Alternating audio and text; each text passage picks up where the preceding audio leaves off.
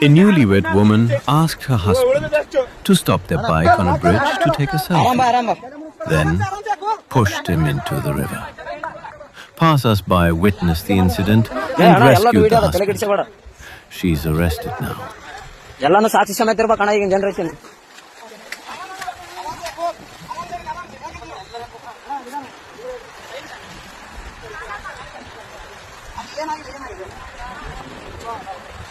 ಅಣ್ಣ ಅಣ್ಣ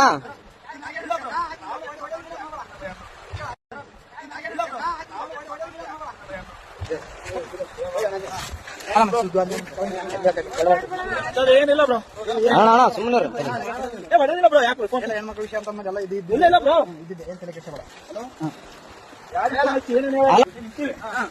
ಯಾವತ್ತು ನಿಂದ್ರು ಅಂದ